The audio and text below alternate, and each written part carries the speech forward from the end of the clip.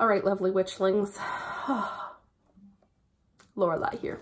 I am quickly losing my light through my very beautiful window here. So I'm gonna try and make this quick. This is my fourth and final video of the Witchy Tag that I got from Alvine. She did it in like 2018. I am way late to the party, don't give a shit. And this is 26 through 30 of those questions. You can probably look at all of them down below, and you'll see, like, I'll put like little dividers or whatever for the different videos, so you can see which video has which questions, and if you want to go check that video out because you want to know the answer to that question from me, have at it. Okay, number 26. Do you have a totem animal? If so, what is it? I used to. I don't know if that animal still fits me. When I first did this kind of meditation to find my totem spirit animal, my spirit animal was a fox.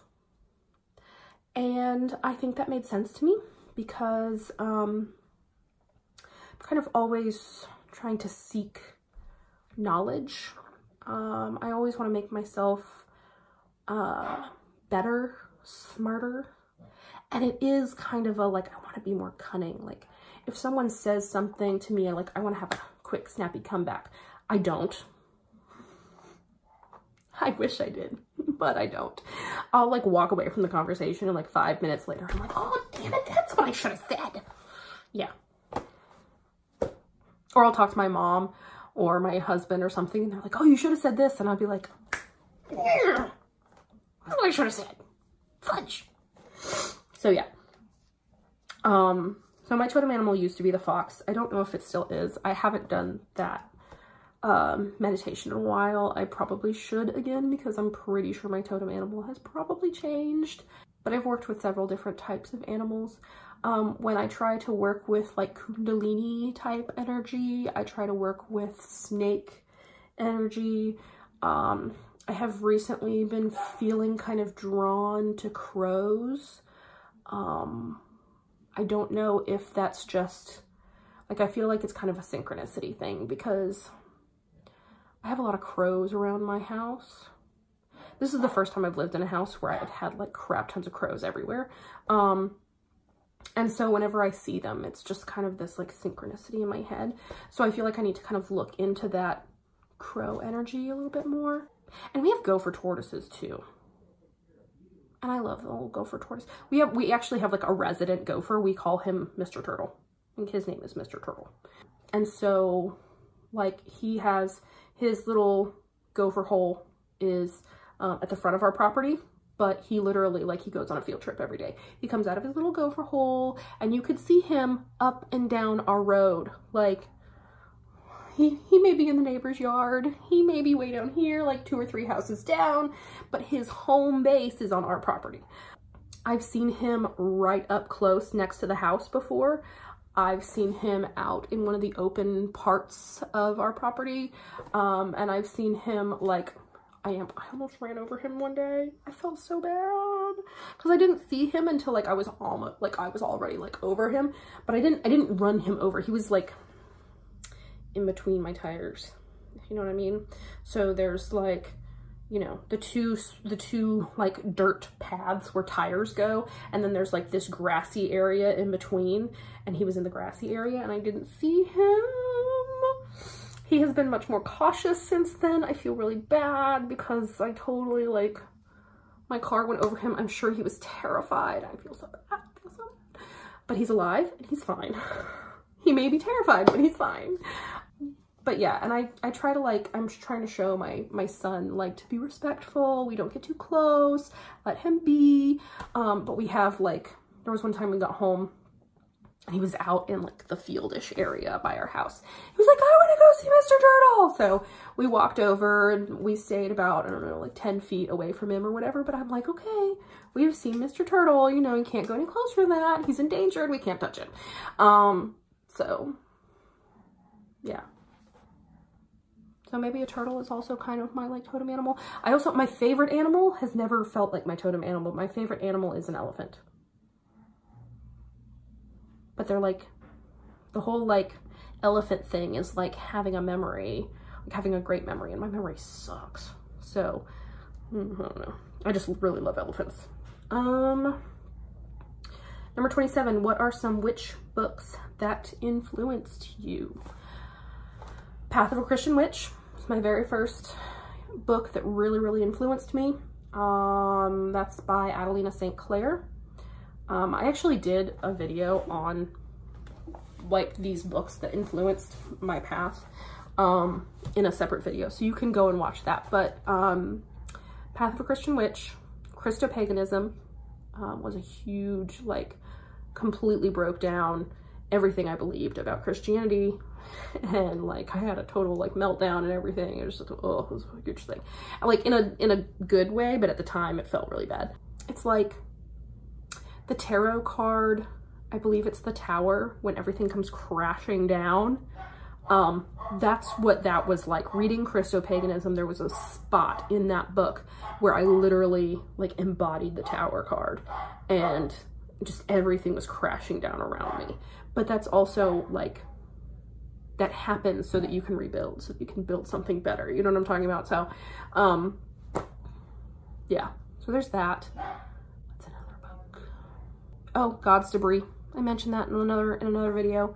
God's Debris by Scott Adams. It's a thought experiment. It's really cool. I really like it. If you want to check it out, go check it out. And The Color Purple. The Color Purple by, oh my god, I'm going to totally blank on who it's by. I'm sure you can find it though. It's a classic, and it's a fiction novel thing. It's a novella. It's really small, and a lot of people have probably read it in like middle school or high school. Honestly, it's usually on a reading list somewhere. But that was really instrumental to my understanding of God and like the earth as part of my spirituality. Number 28, tools. Ooh. Handmade only, natural materials only, I only need my will, or anything works if I want to use it. All of the above. So for tools, I really like handmade tools when other people do it. I think that's really cool. I'm never completely satisfied with tools that I make myself. I guess I just don't have the confidence in my own abilities. I bought my wand and adorned it myself. So I did kind of make it, but not really. I would like to actually find like a branch around my house that like really looks good. I want to sand it down and adorn it myself and all that kind of stuff. It just hasn't happened yet. I think it'll happen at the right time. It'll happen when it's meant to happen. I don't really think natural materials only. I mean, I adorned my wand with like silver jewelry wire. So, I mean, I love natural materials, but at the same time, like, other stuff's pretty too. I do think that a lot of times I only need my will, but I like tools. I like using those things. They help me focus my will. So I like them. And anything works if I want to use it. Yeah, kind of. I mean, like if I really feel like I want to use something, it works. I am trying, yesterday I concocted my very first cascaria chalk, basically. I followed a recipe of somebody else with my own little things here and there, but I put it together. I literally used like a plastic teaspoon to portion out my cascaria, my flour, and my cornstarch. I used storm water, which I keep in a glass bottle container thing that's stopped with a cork. But I put the mixture of the chalk that like, so it dries, in one of those like long ice container thingies. It makes like the long ice cubes, so you can like put it in a bottle of water or something. But I put it in there to dry. That's silicone, like, yeah, it works if you want it to. Number 29, do you have a magical name? I have a working magical name. It used to be a Faelin. I changed it because somebody very close to me made fun of me and it just felt really bad, so I just stopped using it. So my working magical name right now, as you should be aware if you're watching my channel, is Lapis Lorelei. There were some synchronicities that went with the choice of that name. Part of it was numerology. Lapis Lorelei, the numerology, like the name number of that, actually matched my given name number, which I thought was really interesting. I know a lot of people have a like secret magical name. I haven't found mine yet. A lot of people, like the way that I see that is kind of like a soul name. Like it's the name that your consciousness is. And for me, I feel like that would be a name that would like travel with you throughout multiple lives or reincarnations or whatever. I have not found that yet. But I also haven't done the work to find it. So that's on my to-do list. My to-do list is very long, and very involved and not written down, unfortunately. Okay. And finally, number 30, which may actually be the longest one. I apologize in advance, but it's favorites. So I'm just kind of going to go through them. Favorite season. My favorite season is and always has been fall. Now, I live in Florida. We don't have fall here. Like, it doesn't exist. We go straight from summer to like this wintry kind of iciness for like a week or two, and then Florida weather goes bipolar for a little while, where it's like it's hot this day and then it's cold the next day and then it's hot again and then it's cold and it's hot and it's cold, and it's like, will you freaking make up your mind? And then it becomes summer again. Yeah. But yes, my absolute favorite season is fall or autumn, followed very closely by winter. I love the winter months. I love snow. We don't get snow here, so I have to travel to see snow, but I love snow. I love being bundled up. I love scarves. I love coats. I love boots. I love like warm drinks, like hot cocoa and stuff. I love being bundled up and cuddling with my hubby next to the fire. All that stuff, and it doesn't happen here in Florida, and it really pisses me off, but my husband won't move, and I'm just gonna have to deal with that because I love him and I don't want to leave him. So there, yeah, there. And then of course spring and then summer is my least favorite season, and I live in a perpetual summer in Florida, which is not. I'm really trying to like summer better. I'm really trying. It's just so damn hot. Sorry. Enough of that. Favorite herb. Eucalyptus. Hands down. Love eucalyptus. It's my favorite herb. Yep. Love eucalyptus. I love the smell. I love the feeling eucalyptus gives me. I just really, really love that herb. It's my favorite. Crystal. Have you guessed yet? It's in my name. My favorite crystal is lapis lazuli. I have always loved lapis.